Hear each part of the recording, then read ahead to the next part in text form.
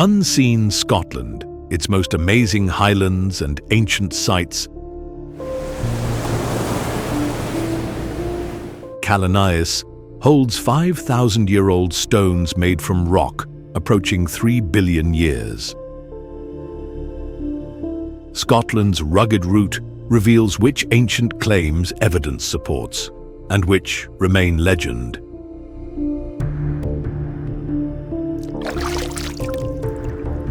Across Scotland, rock controls roads, water, and the ground people used for settlement. Faults channel lochs through the highlands, ice cut passes, exposed hard ridges, and left narrow ground for farms, harbours, and strongholds.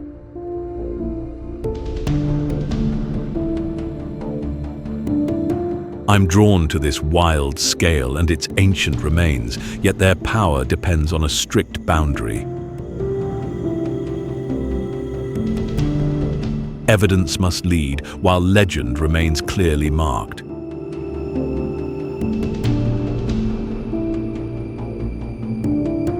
In this video, we follow a rugged route through mountains, ruins, and living communities to examine how geology shaped human endurance and what the surviving ground can honestly prove.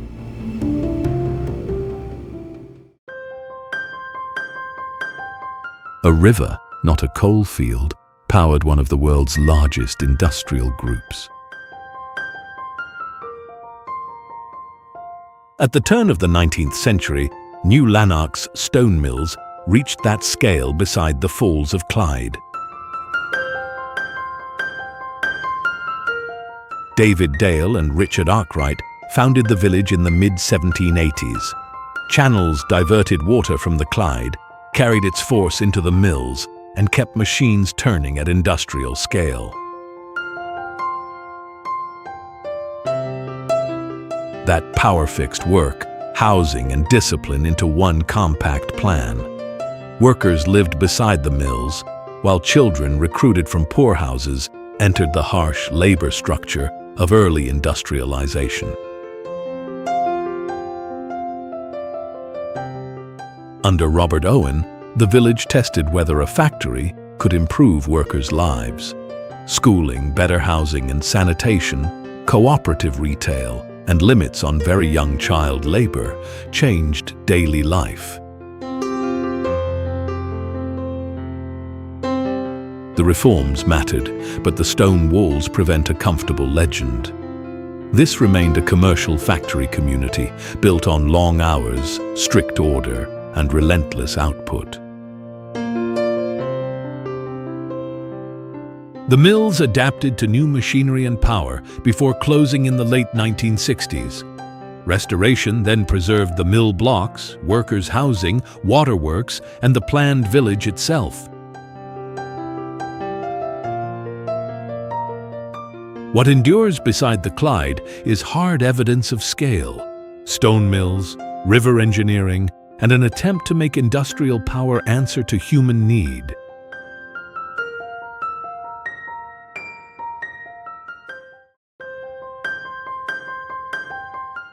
The world looks for a creature here, while the real giant is the basin itself.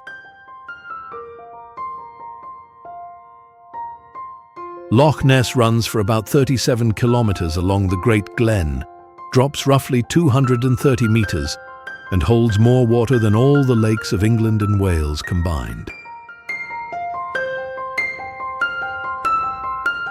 That scale began with a major line of weakness in the crust. Glaciers later drove through it, deepening and reshaping a long, narrow trench. The dark water offers no proof of a hidden animal. Peat washed from surrounding soils stains it brown, while suspended material and weak light crush visibility below. Those conditions gave the Nessie story room to endure. Sonar, photography, and environmental DNA sampling have searched the basin without confirming a population of large, unknown creatures. Yet this is no empty wilderness. The Caledonian Canal follows the Glen between Scotland's coasts, binding boats, lochs, roads, villages, and shoreline works to ancient geology. Urquhart Castle makes that leverage physical. Its promontory commanded movement through the Great Glen, so the ruins belong to the corridor's hard history, not to its legend. That is what commands respect: glacial depth, peat dark water, and stone evidence.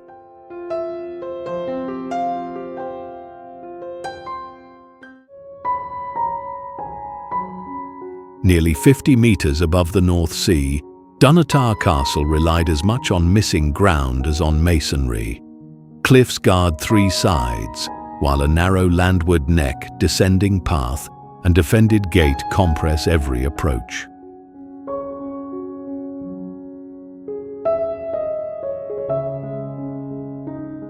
Built across centuries, Dunnottar is not one castle.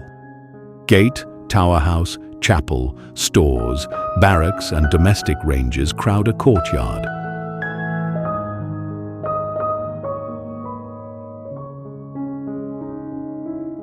The position controlled movement but made supply difficult. Food, fuel, people, and building material had to cross the same exposed approach that made the headland defensible.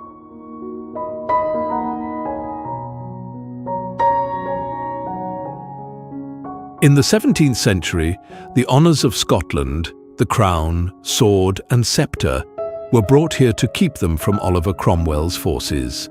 After a prolonged blockade, they were secretly removed and concealed elsewhere before the castle surrendered.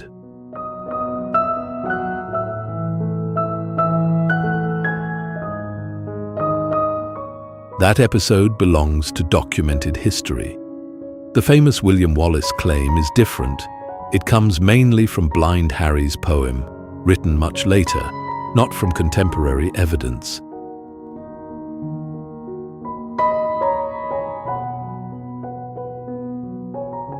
This coast makes legend feel convincing, so the distinction matters. Wind, rain, and spray still strike the path and stairs. The rock proves why Dunnottar was chosen, while the ruins stop short of proving every story.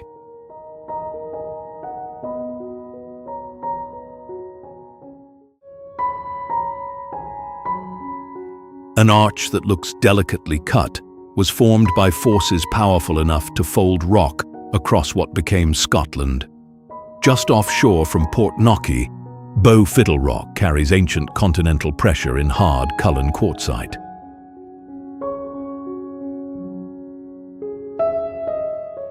The rock began as sand-rich sediment. During the Caledonian mountain-building events, ancient continental blocks collided, compressed those layers, and folded the stone that would become part of Scotland.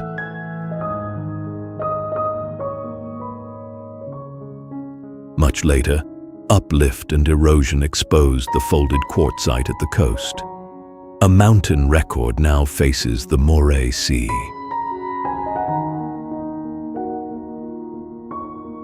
Water did not break through at random. Waves drove into joints and weaker bands, grinding the passage wider while resistant quartzite held the arch. The profile resembles the tip of a violin bow, but the name is not an explanation. Compression set the structure, erosion uncovered the shape.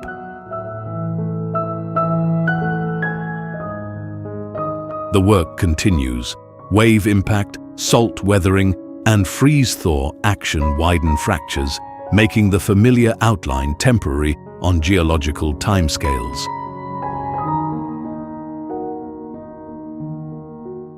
Gulls nest on the ledges, while wind, wet ground, cliff edges, and tides constrain human access. Here, wildness and deep time share one hard fact: even quartzite gives ground.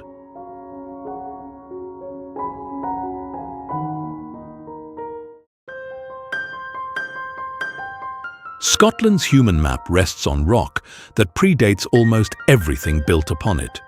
Some northwestern Lewisian gneiss approaches 3 billion years, while Scotland divides broadly into the Highlands and Islands, central lowlands, and southern uplands. Those labels look simple. The ground is not. Faults break it, glaciers cut it, and Atlantic weather tests every route. The Highland Boundary Fault marks a hard transition toward the settled central belt, where coal and iron drove industrial Glasgow. Farther south, folded sedimentary rocks form the rounded uplands. Westward, sea lochs, peninsulas and islands fracture movement. The wetter, milder Atlantic side contrasts with eastern beaches, productive farmland, and generally drier conditions. Around 5.5 million people live mainly near Glasgow and Edinburgh. Across the Highlands, long roads and ferries bind smaller communities to crofting, tourism and regional services. Scotland has roughly 900 offshore islands, depending on definition, but only about 90 are permanently inhabited. Geography still sets the price of housing, work, and connection.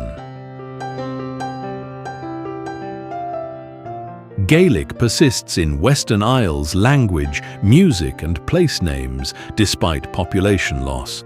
Here, deep time remains physical, rock, nearly 3 billion years old shapes where living culture can hold.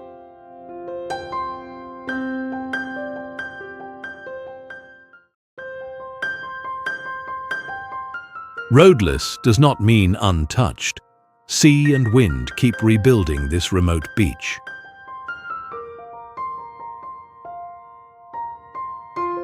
Sandwood Bay lies roughly 8 kilometers south of Cape Wrath, reached only by a several-kilometer moorland track from Blairmore.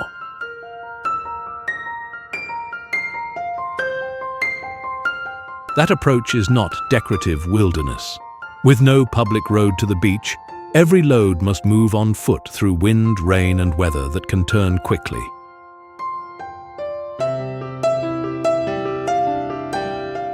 The shore never holds one shape for long. Storms reshape the beach, wind drives sand inland, and freshwater Sandwood Loch sits behind the shifting dunes.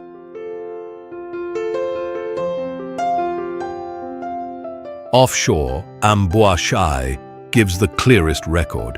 Waves found joints and weaker rock in the former cliff line, stripped the softer sections away, and left the resistant stack isolated.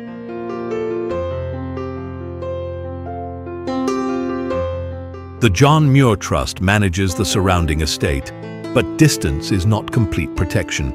Camping, pathwear, litter and human waste still leave pressure on the land.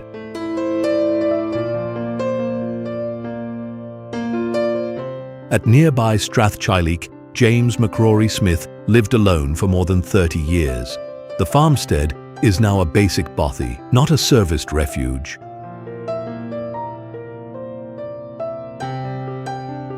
Mermaid stories belong to folklore, not documented history.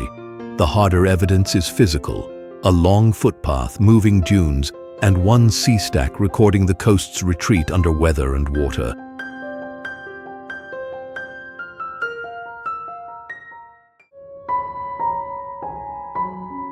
"5,000-year-old stones hold their shape, but not their explanation." At Calanais on Lewis, a central circle, one tall monolith and long rows form a cross-shaped plan, assembled in several prehistoric stages. A chambered cairn was added inside the arrangement later. Calanais was not one finished design, but a place repeatedly altered. Peat gradually accumulated around parts of the site until removal exposed more stone. The ground visible now differs from the ground its builders knew. Nearby stone settings show that the main circle did not stand alone. It belonged to a wider ceremonial landscape shaped through repeated labor. Time sets a hard limit on the stories. Calanais predates Celtic and Christian cultures by millennia, so later folklore cannot recover its first beliefs or ceremonies.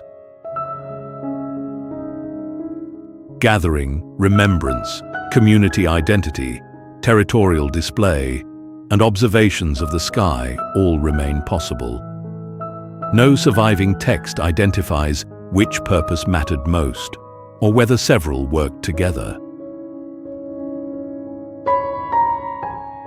The proposed link to the Moon's nearly 19-year standstill cycle remains debated. Alignment can be measured, the builder's intention cannot. Wind, mist, and Atlantic light sharpen the stone's appearance, but prove no supernatural function. Calanais preserves immense prehistoric labor, but its circle and stone rows still do not disclose their purpose.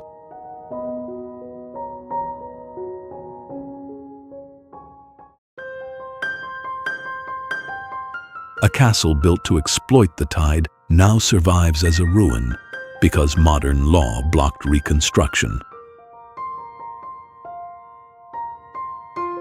On Isle Tioram, low water opens a causeway to the mainland. Rising water cuts that road and restores the island's defensive edge. The site stands where the River Shiel reaches Loch Moidat, linking guarded landfall to sea routes. Most of the visible walls date from around the 13th and 14th centuries. For generations, it served as a seat of Clanranald, a branch of Clan Donald. Control depended on stone, boats, and the timing of water. Government forces seized the castle around 1692. A small Jacobite garrison later occupied it, and reports say it was set alight in 1715 to deny its use to Hanoverian forces, though the surviving record does not settle every detail. Roofless stone then became evidence. Mortar, openings, alterations, and exposed wall lines preserved information that a complete modern interior could have covered. In the 1990s, private owners proposed substantial restoration and renewed occupation. Historic Scotland refused scheduled monument consent, and a public inquiry upheld that refusal.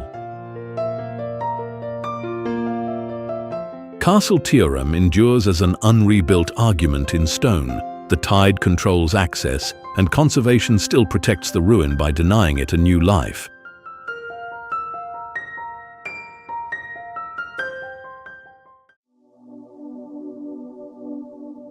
Peaks rising more than 900 meters from near sea level stand on rock approaching 3 billion years old.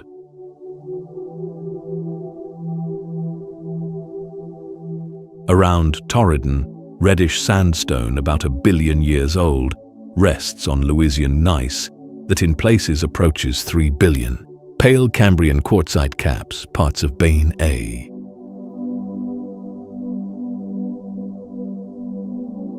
The mountains are not one block of ancient stone. Faulting and uplift broke the mass, then freeze and thaw and repeated glaciation cut corries, terraces, and narrow ridges into it.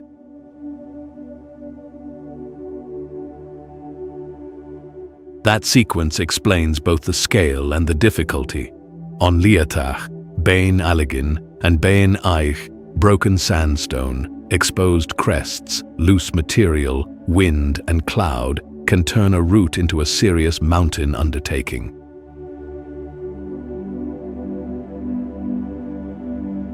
Access now cuts into the surface. Worn paths and concentrated roadside parking increase pressure on thin soils and upland plants that recover slowly.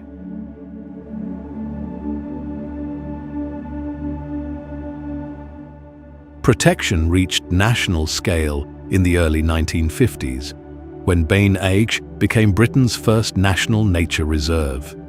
It shelters mountain habitat, native woodland fragments, and species fitted to exposed conditions.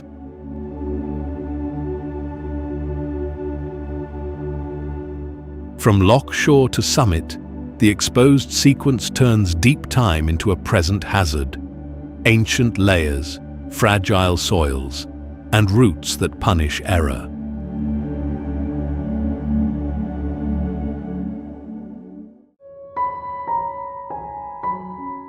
Scotland's largest medieval church did not disappear in one blow. Belief, weather, neglect, and reuse stripped it over centuries. The cathedral, founded in the 12th century, once anchored a major pilgrimage centre.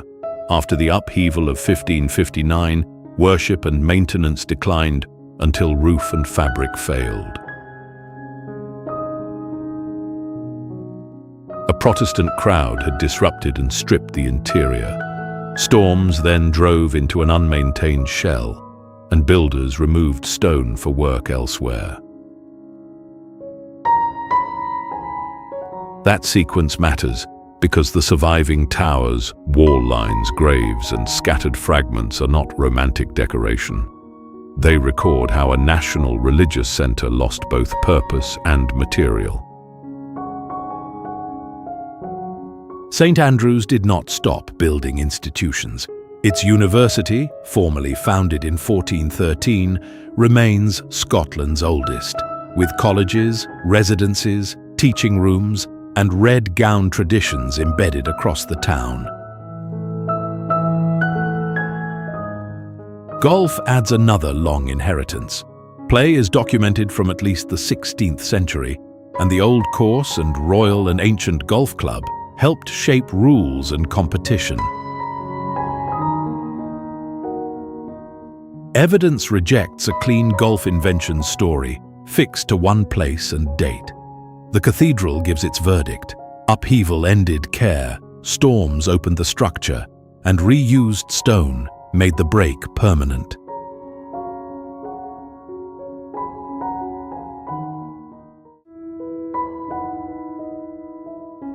Within a short climb, farmland gives way to wet highland ground that can strip away warmth and visibility. The change unfolds inside a national park of nearly 1,900 square kilometers, spanning lochs, forests, farms, villages, and mountains. Beyond Loch Lomond, the park's eastern half gathers around Loch Katrina, Loch Achray, wooded glens and settlements such as Callander and Aberfoyle. The crucial fact is vertical, not scenic. A road or low trail can leave managed woodland and reach exposed slopes before the weather has given much warning. Benvenue rises above this compressed boundary between lowlands and highlands. Its Gaelic name attracts familiar translations, but the wording is not settled evidence. That uncertainty matters. Rock, water, and elevation clearly explain how movement is narrowed. A convenient name story cannot carry the same weight. Nor is this sealed wilderness. Forestry, grazing, reservoirs, conservation, transport, and tourism all compete across the same hard ground. Easy corridors concentrate walkers, boats, cars, and campers. Eroded paths, waste, wildfire risk, and pressure on wildlife demand active control. The park's paradox is practical. Easy access delivers people to ground where weather and wear can quickly turn recreation into endurance.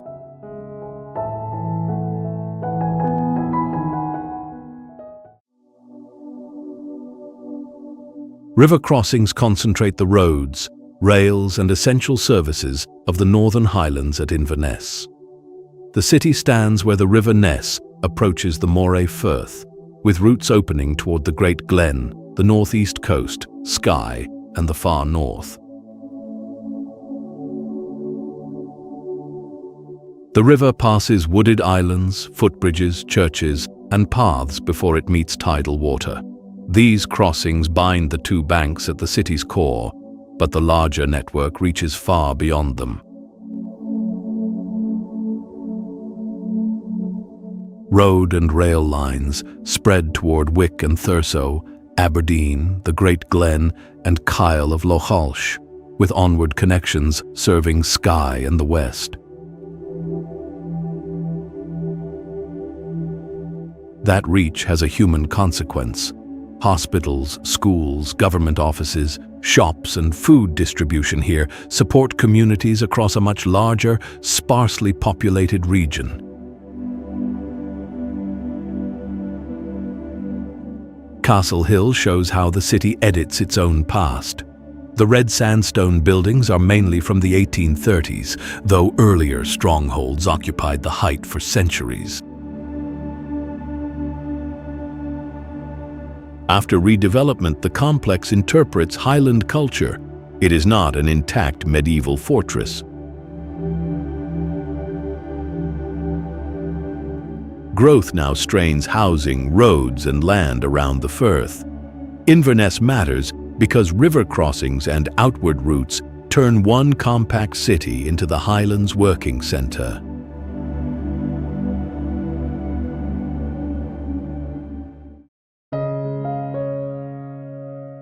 Straight streets survive where wind and sea can still cancel the timetable. The British Fisheries Society founded Ullapool on Loch Broom in 1788, laying a regular grid for herring fishing, curing, storage, and export.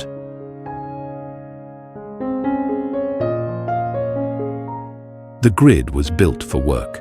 It placed homes and stores beside the harbour, shortening the route from boat to market.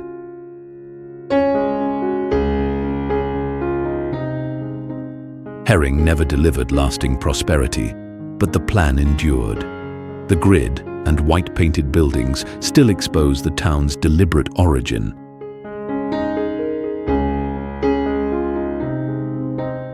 Today, Ullapool carries a wider burden, supplying food, fuel, repairs, schools and accommodation across a sparsely populated part of the Northwest Highlands.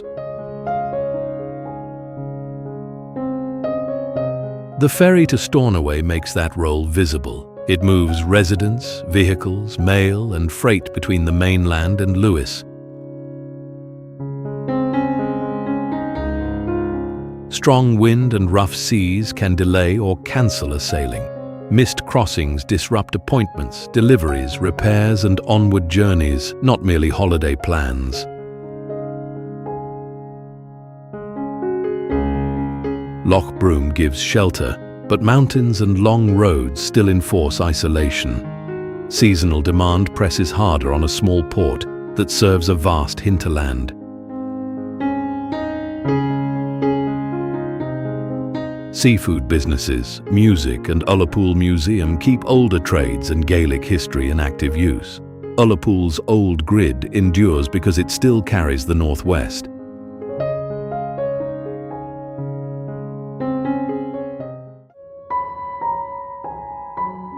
Doune Castle joined three functions under one roof: guarding a doorway, housing a ruler, and staging political power. Much of it was built in the late 14th century for Robert Stewart, Duke of Albany, whose authority reached across Scotland when the king could not rule directly. The High Gatehouse did more than resist intrusion. It narrowed entry beneath high-status rooms, binding defense and rank into one hard block of masonry. Beyond it, the courtyard worked as a traffic plan. The Great Hall, kitchens, stores, and domestic ranges stood apart, but remained tightly connected. Restricted stairs and doorways sorted guests, officers, servants, and supplies. The hall then turned feasting into a display of authority. The strongest evidence lies in that internal discipline. Comfort existed only inside layers of controlled movement. Later, crown ownership, royal visits, military occupation, and uneven repair altered its use. Conservation kept the core medieval plan legible. That coherence made Doon adaptable on screen. Monty Python, Outlander, and the Game of Thrones pilot each recast the same masonry. Yet its lasting weight lies in the gatehouse, hall, rooms, and walls. Hard proof that defense also organized daily life.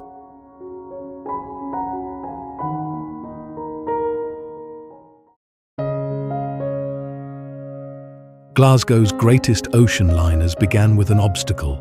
The River Clyde was too shallow to carry them. Engineers deepened and controlled the channel, creating an industrial corridor of shipyards, cranes, quays, and factories along both banks. That altered river drove Atlantic trade, heavy engineering, and shipbuilding on a world scale. Clyde Yards launched Queen Mary, Queen Elizabeth, and QE2. Titanic is often folded into this record, but it was built in Belfast. Glasgow needs no borrowed legend. Its own steel and labor already changed ocean travel.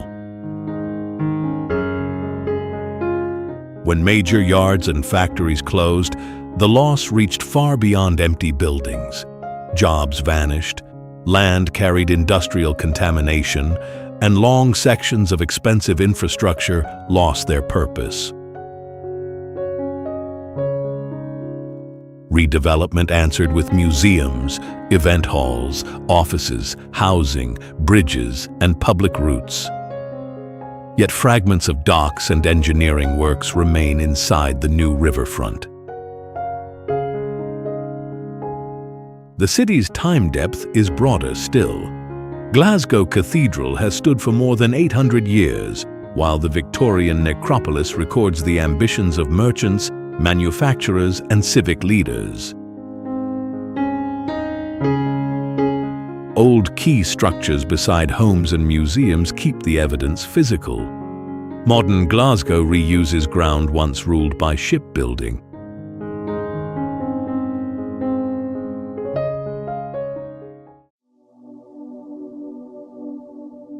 On Eigg, former low ground now commands the island. Paleogene pitchstone filled an older valley, softer surroundings eroded, leaving an sgurr high and turning the valley floor into a ridge. Around AD 600, the Irish monk Donnan founded an early Christian community at Kildonan. Accounts differ over what happened there in 617, so the site carries firmer evidence than its stories. That gap matters. Rock preserves sequence, and a settled site confirms occupation, but neither automatically reveals belief or motive.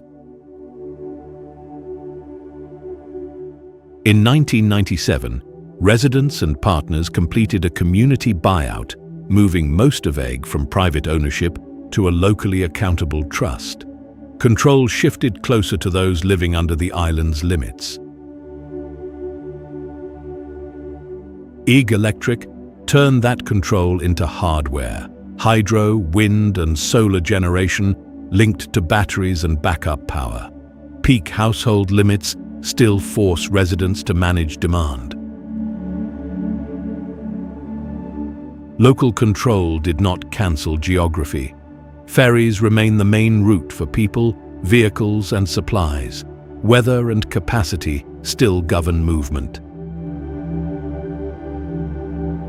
Eigg keeps 3 timescales in view, and Sgurr records volcanic change. Kildonan marks early settlement, and the community grid shows adaptation still bounded by ferry weather and finite power.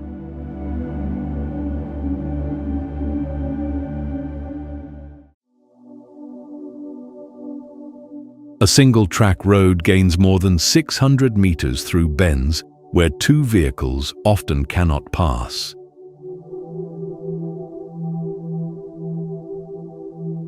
Engineered in 1822, Bealach na Ba approaches gradients of 20% as it climbs from near sea level.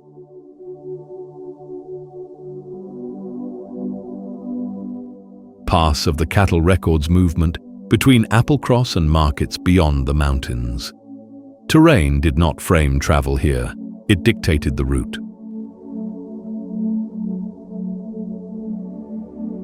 The builders forced a narrow carriageway across that barrier in the early 19th century. Until a lower coastal road opened in the 20th, this remained Applecross's principal road access.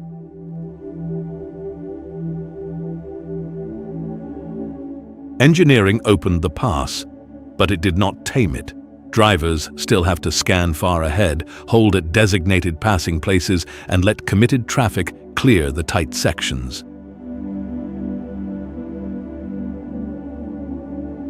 Long vehicles can struggle on the bends. Fog removes sight lines. Snow, ice, strong wind, or blocked lanes can cut the peninsula's quickest crossing.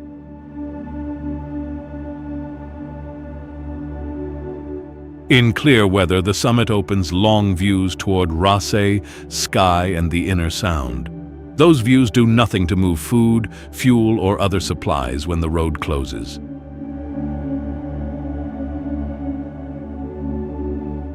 West of the pass, Applecross still depends on dependable roads for supplies, fisheries, inns, and seasonal work.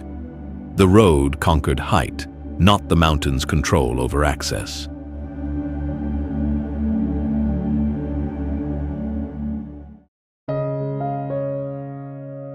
Skye's most famous stone tower is not a monument. It is a remnant of an ancient mountainside collapse. The Old Man of Storr belongs to the immense Trotternish landslip, where heavy volcanic rock shifted over weaker sedimentary layers. Skye, the largest Inner Hebridean island, is split by sea lochs and long peninsulas. Roads link sites separated by substantial distances and hard ground. Resistant gabbro builds the dark, jagged black Cuillin. Granite gives the neighboring red Cuillin their rounder form. This is not one mountain landscape, but two rock masses wearing down differently. Streams from the black Cuillin cut clear pools and waterfalls called the fairy pools. The name belongs to storytelling. Water and resistant rock provide the visible cause. At Neist Point, a lighthouse operating since 1909 stands above seabird cliffs facing the Minch and Outer Hebrides. Engineering here claims a fixed point against Atlantic weather. Atlantic fronts can replace sun with mist, rain, and strong wind within minutes. Heavy footfall adds pressure, forcing path maintenance at the island's busiest sites. Storr gives Skye its clearest proof. Unstable geology shaped the island and controls movement across it.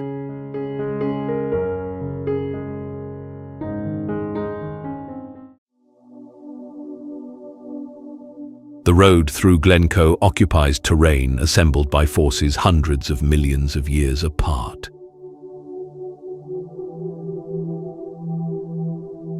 Ancient volcanic rock forms the walls, but later ice steepened them, excavated the glen, and left hanging valleys above the modern trunk road. Erosion continues the work. Burns and waterfalls descend from those high cuts, while the Three Sisters tighten the northern side beneath Bedian Nam Bian.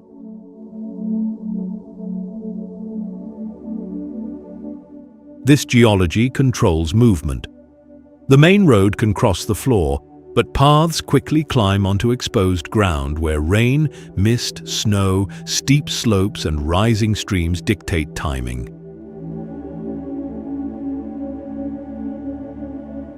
Weather does not merely alter the view, it can close a safe margin fast, forcing walkers to read water, cloud and ground before the mountain removes easy choices.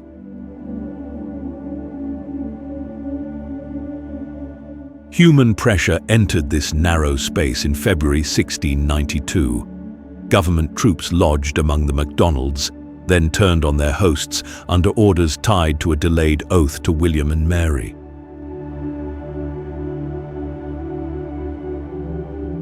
Many soldiers served under Captain Robert Campbell of Glenlyon, but casting the Glencoe attack as Campbell's against MacDonald's hides the senior officials and state policy behind it.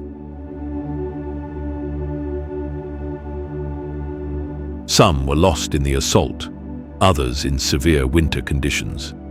Glencoe's depth lies in volcanic rock, glacial force, and state power compressed into the route.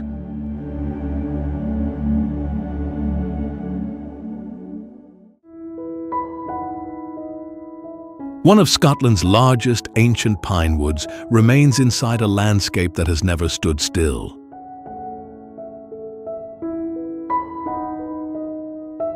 About 25 kilometers west of Loch Ness, the River Afric runs through Loch Afric and the reservoir of Loch Byne am Hedhoin.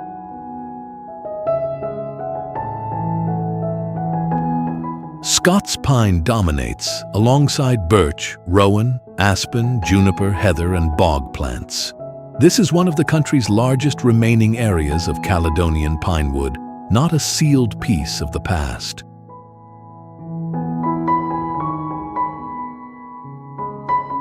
Ancient does not mean every tree is primeval. Grazing, timber cutting, fire, and changing deer numbers have altered the wood's age, density, and ability to renew itself.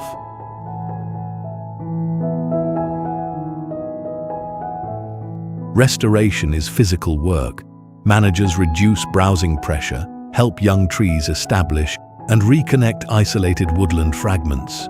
Without that control, open ground can remain open even beside mature pine.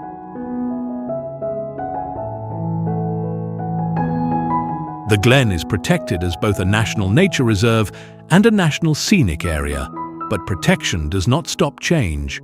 Walking and cycling share the catchment with forestry, deer control, power generation, and woodland repair.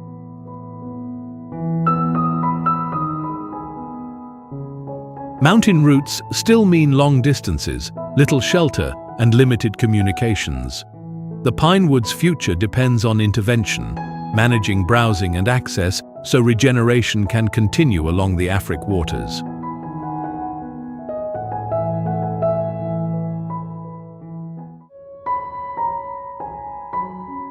Sea waves and fresh water have carved the same dolomite by different processes.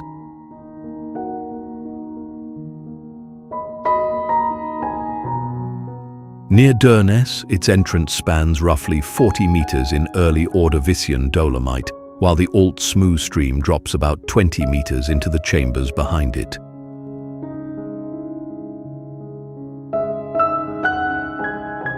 The outer chamber belongs to the coast. Waves pressed into fractures and weaker rock, widening an opening that rises roughly 15 meters above its floor.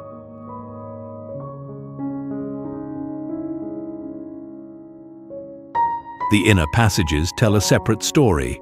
Fresh water followed joints underground and chemically dissolved the carbonate rock, forming roots before they joined the sea chamber.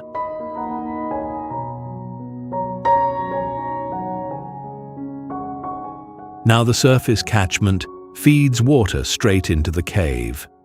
Heavy rain can quickly raise the stream, thickening the spray, noise, and turbulence below.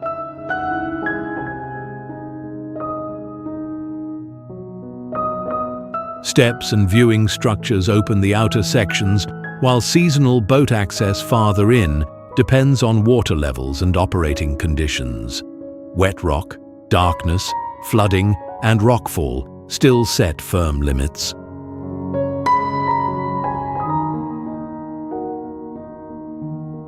The walls hold the conclusion: one rock body, two forces, and a stream occupying their connection.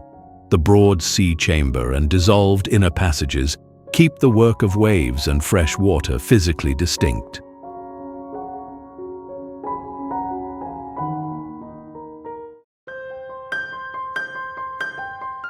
One body of water exposes the line where gentle country gives way to the hard highlands.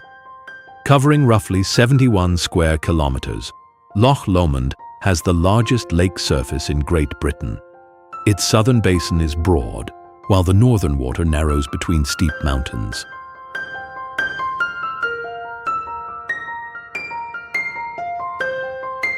The fault does not sit as a label on a map. It changes the shore, the gradients, and the routes available to people.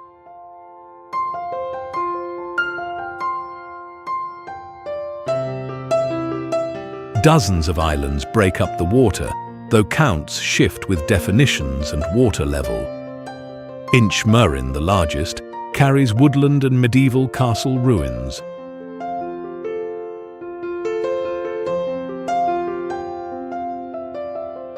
Before continuous roads reached much of the shoreline, boats connected communities and estates.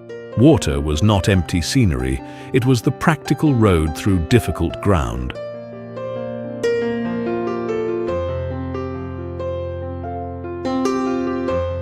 That old constraint still shapes the modern corridor. Roads and railways serve western villages and marinas, while wooded paths and the West Highland Way hold to the eastern side.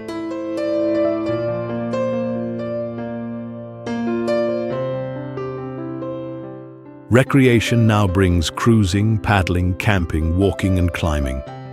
It also presses the banks with erosion, litter, traffic and heavy seasonal demand.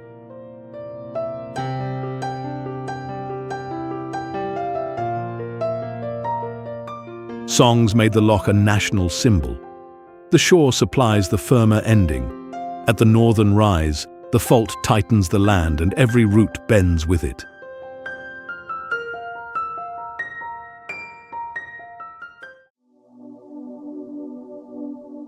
Britain's highest summit rises directly above a transport town, yet height is only the first obstacle.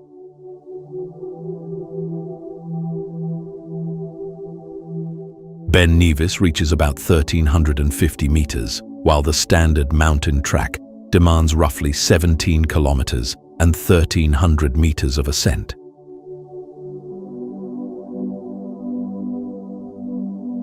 Fort William stands at a road and rail junction linking the Great Glen, the west coast, and the Northern Highlands.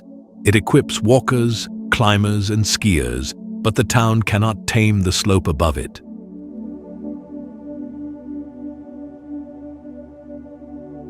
Mild rain in Glen Nevis can give way to cloud, freezing air, snow patches, and strong wind on the plateau. A full day of climbing may still end without a summit view.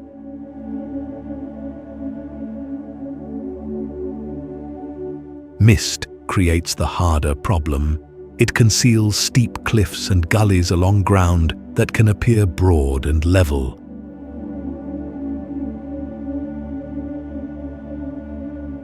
At the top, observatory ruins record another kind of endurance. From 1883 until 1904, staff kept high-altitude weather records through every season.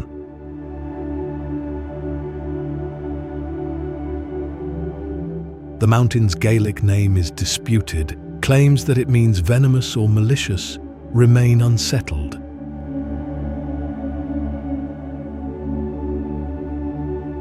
Ben Nevis earns respect because mild valley rain can become a freezing summit test.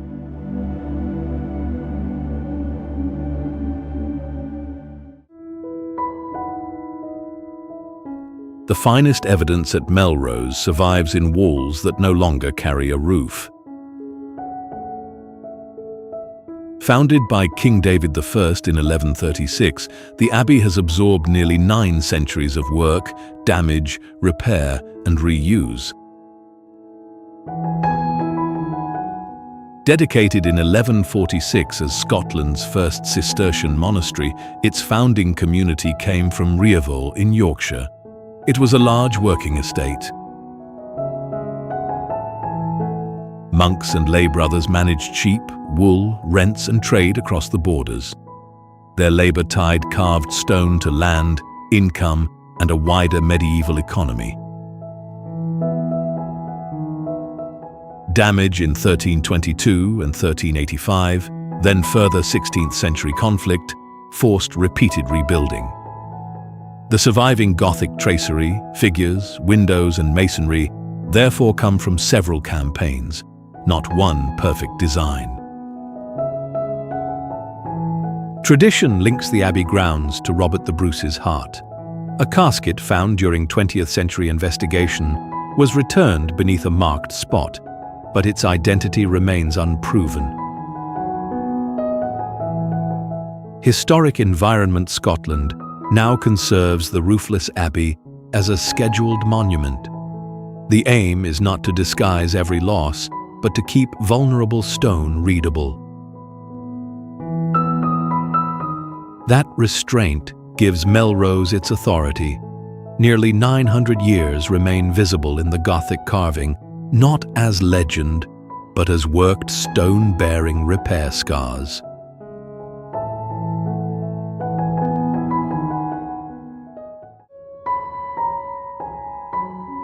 One narrow glen holds the marks of prehistoric communities beside the machinery of early medieval kingship.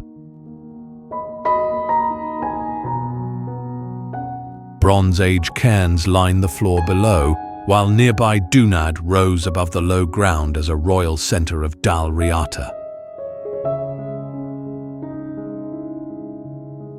This was never one planned complex. Monuments accumulated over thousands of years, glebe, netherlargy, and Cuillin among the cairns, with standing stones and temple wood extending the marked ground. Rock outcrops carry cup and ring carvings, repeated signs cut into hard surfaces. Their purpose remains unknown, and that limit matters. The grooves prove sustained effort, not a single agreed belief. Later communities returned to ground already shaped by earlier hands. Each new cairn, stone, and carving made old work part of a route through the glen.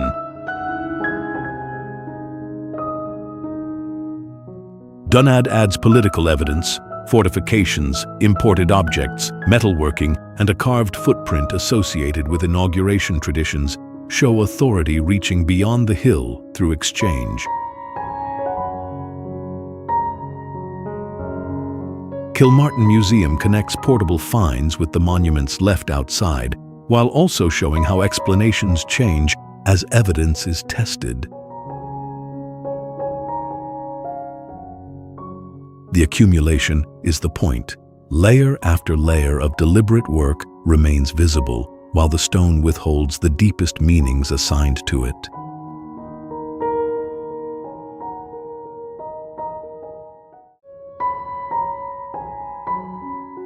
One of Scotland's most familiar medieval silhouettes is largely the result of a 20th century rebuilding campaign.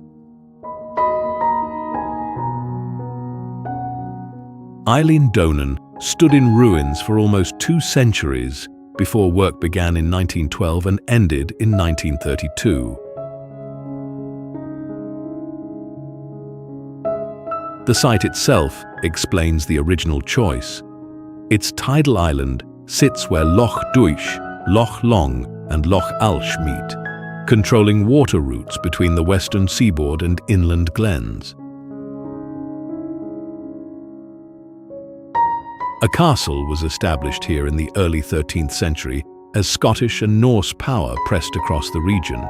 Later builders changed its size and internal arrangement, so there was never one untouched medieval design.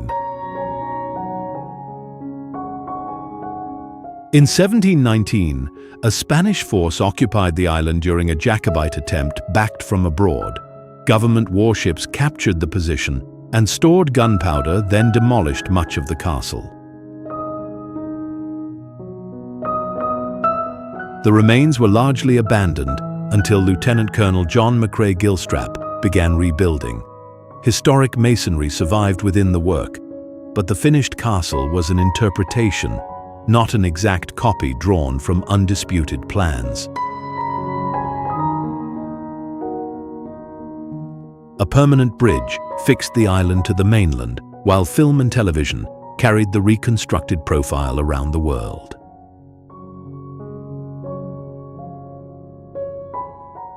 The evidence commands respect: ancient ground, historic masonry, and a modern castle joined without pretending otherwise.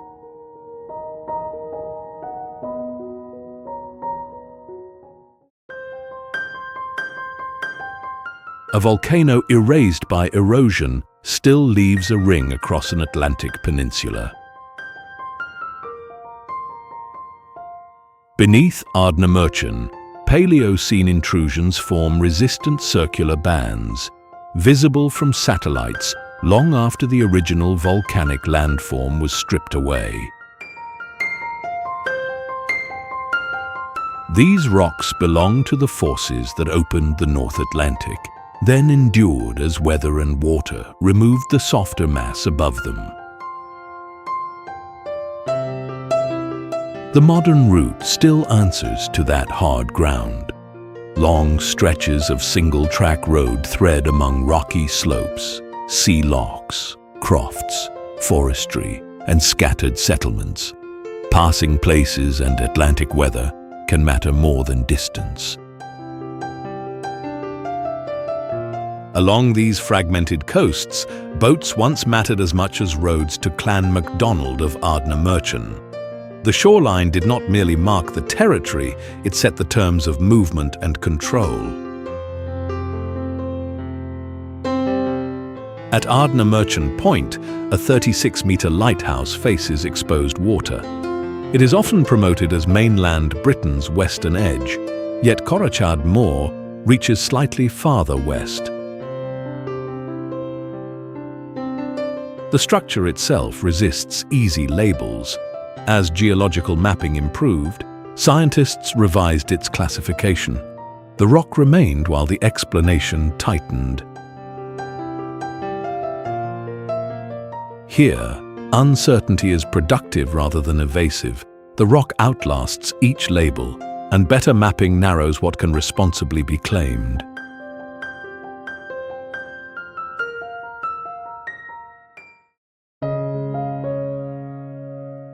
A quiet 17th century town stands above coal workings that once pushed beneath the sea. Around 1590, Sir George Bruce developed Moat Pit, extending coal workings under the Firth of Forth through an artificial offshore access point. Coal did not remain an underground commodity. It fired shoreline pans where crews evaporated seawater into salt and joined mine, coast, and market in one hard chain. This was engineering driven by constraint. Water pressed overhead, tides complicated access, and the offshore structure opened seams otherwise out of reach. Profits rose into stone. Culross Palace, built around the turn of the 17th century, records merchant wealth drawn from difficult labor beneath and beside the Firth. The early religious link is less firm. Local tradition connects Culross with St. Cerf. That association carries weight, but tradition is not physical proof. Above ground, the evidence is unusually coherent. The National Trust for Scotland preserves ochre harled walls, red pantiled roofs, narrow lanes and cobbles without presenting this inhabited town as a frozen exhibit. Culross's quiet streetscape rests on an industrial connection, merchant stone above, coal and salt labour beneath the Firth.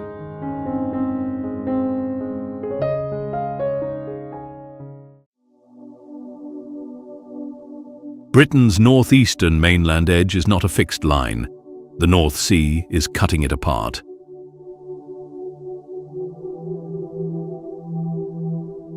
At Duncansby Head near John O'Groats, waves have opened deep geos and isolated the offshore pillars known as the Duncansby Stacks.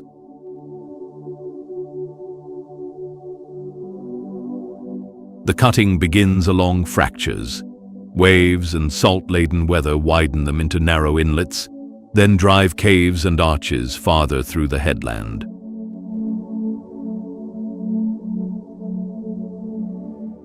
When weakened roofs give way, part of the coast is separated from the mainland.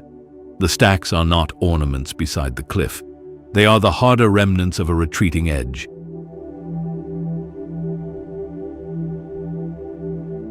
The evidence is still active. Blowholes, rockfall, and unstable cliff margins show that erosion here belongs to the present, not only deep time.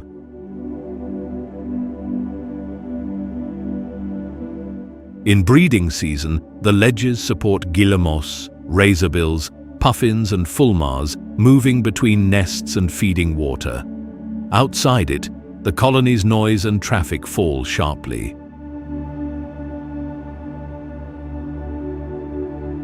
The century-old lighthouse stands above a route across open grassland, where wind and fog can strip away easy bearings.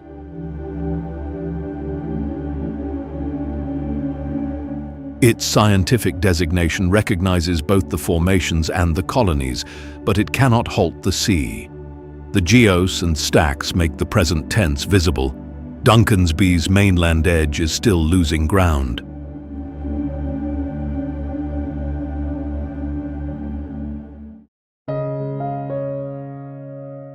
Skye's main town works because shelter and roads converge on one small bay, and strains because island-wide demand converges there too.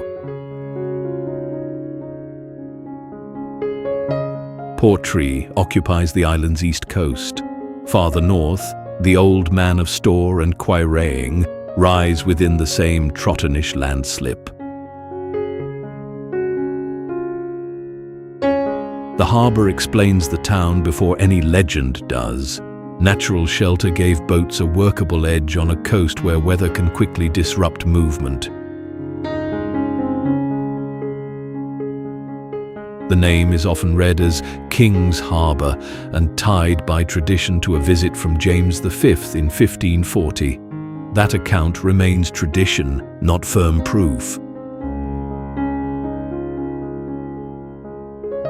Colour along the waterfront draws attention, but fishing boats, wildlife tours, deliveries and marine services keep the harbour working. Schools, shops, medical care, buses and restaurants make Portree essential far beyond tourism. Most island road traffic funnels through Portree. Summer demand presses parking, accommodation, waste handling, and local roads built for a smaller load.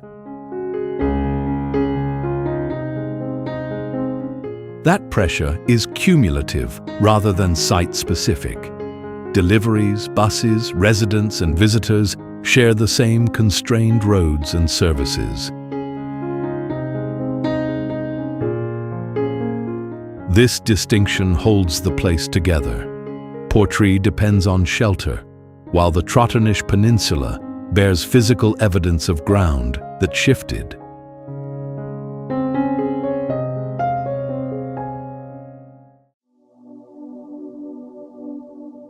Ice Age water cut a highland gorge at a speed rarely seen in bedrock. Corrisalloch Gorge extends roughly 1.5 kilometers and reaches depths of 60 meters in Westeros bedrock.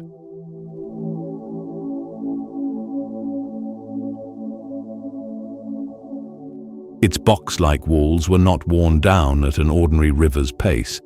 Near the end of the last ice age, confined meltwater surged through fractures and a narrow channel.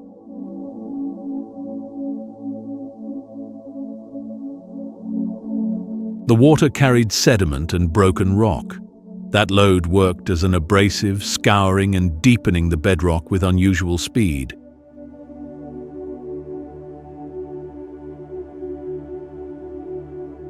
The river Droma now enters the cut at the falls of Mizash, plunging nearly 50 meters. Spray and limited sunlight keep the walls cool and damp, supporting a humid cliff habitat.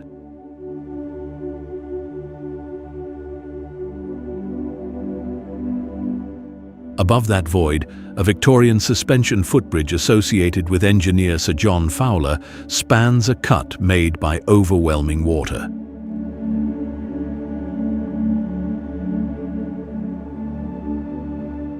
Access remains conditional.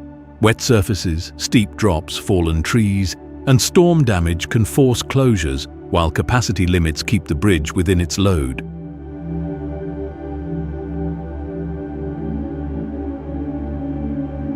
The National Trust for Scotland and Nature Scot limit access to protect the gorge's rock, woodland and water. Corrishalloch remains evidence of Ice Age force concentrated into one narrow cut.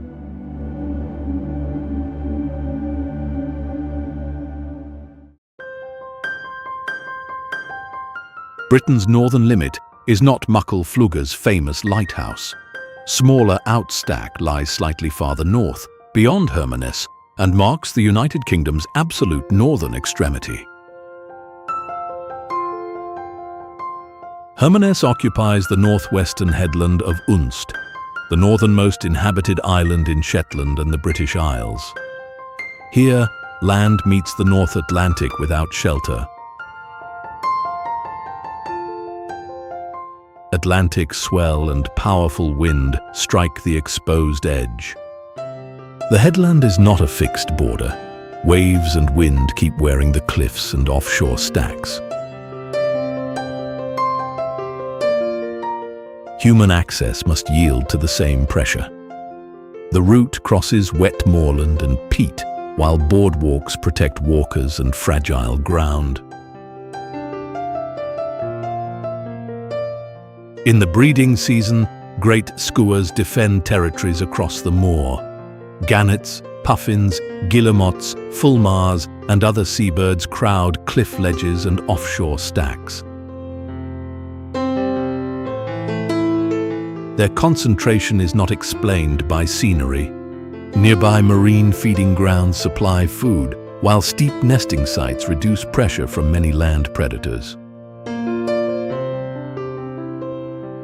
Nature Scot manages Hermanus as a national nature reserve, and its colonies belong to an internationally recognized important bird area.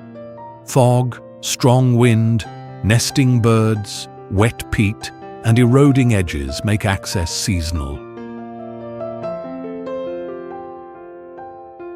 At this northern limit, weather cuts the land back while seabirds hold the remaining ledges.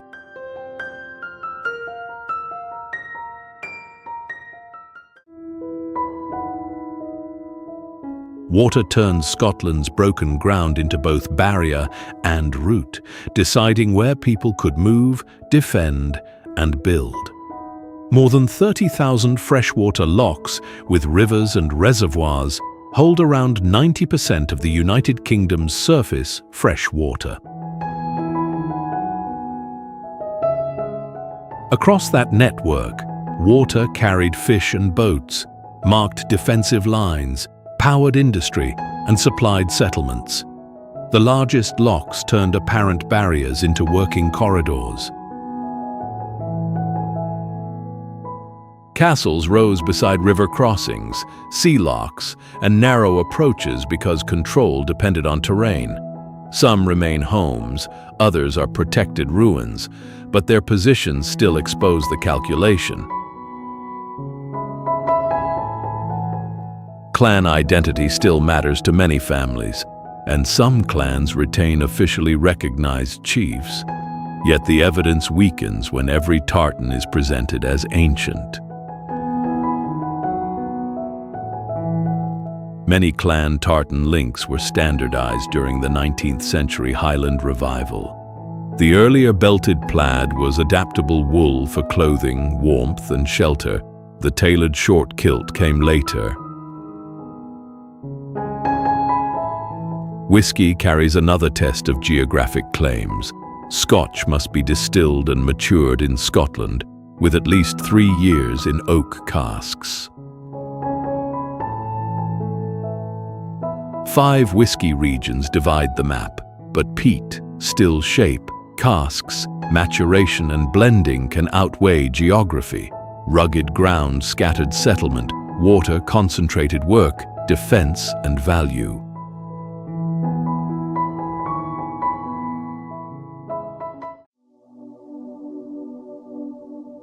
A design museum now stands where Dundee's waterfront once fed imperial trade with coarse industrial cloth. Opened on former dockland in 2018, V&A Dundee marks a city rebuilding on the ground of its old production. From the 19th century, raw jute arrived largely from Bengal. Inside Dundee's mills, it became sacking, rope and other industrial fabric. The River Tay connected those mills to imperial commerce.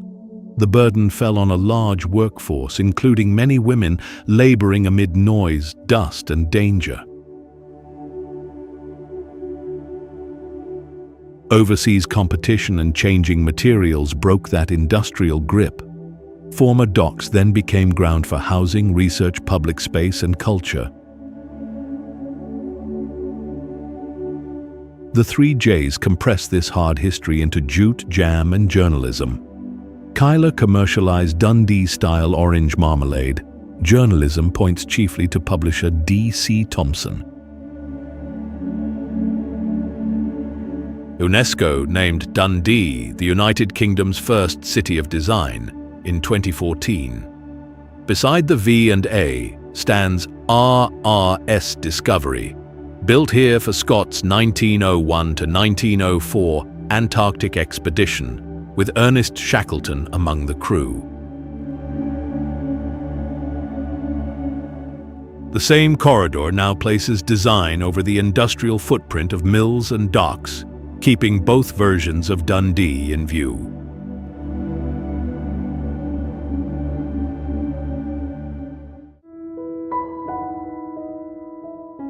An island of only a few thousand residents sustains roughly 10 operating malt whiskey distilleries. Across roughly 600 square kilometers, this small community carries an industry with a reach far beyond the Hebrides. Peat enters the production chain not as liquid, but as smoke. Burning it dries malted barley and leaves phenolic compounds that can survive fermentation and distillation. Those compounds can register as smoky or medicinal aromas, yet Islay does not produce one fixed taste. Water, fermentation, still design, spirit cut, oak, maturation, and blending keep pulling the result elsewhere. Several distilleries hold the coast because boats once carried barley, coal, casks, and finished spirit. The shoreline was infrastructure before modern roads and ferries took more of the load. Peatlands are not simply fuel reserves. They also store carbon and support habitat. In winter, tens of thousands of barnacle and Greenland white-fronted geese fill the fields and wetlands. The Fais Eel Festival brings income and international attention. It also loads ferries, rooms, roads, and island services far beyond their ordinary demand. Islay's reputation rests on a physical bargain. Island peat can begin the signature, but only disciplined choices through fermentation, distillation, and maturation preserve it.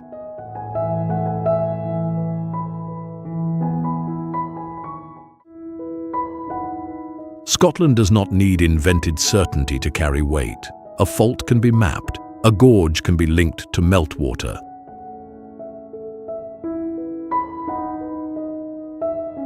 Masonry and records can reveal how a stronghold changed, yet the purpose of a stone circle may remain disputed, while a famous creature remains folklore.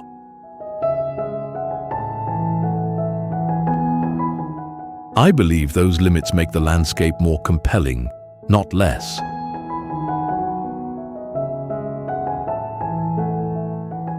Evidence gives the wild ground weight. Restraint keeps ancient sites credible. That principle reaches far beyond Scotland.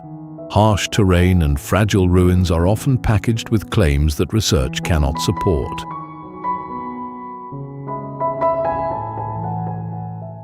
A stronger account reads the rock, inspects the structure, checks the record, and leaves uncertainty visible.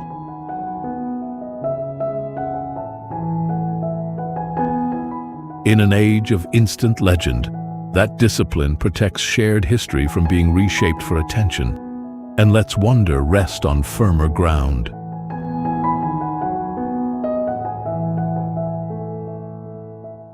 Carry this evidence-led approach into the next route. Test dramatic claims against rock, ruins, and records, and leave room for the unknown. Wonder grows stronger when certainty is earned.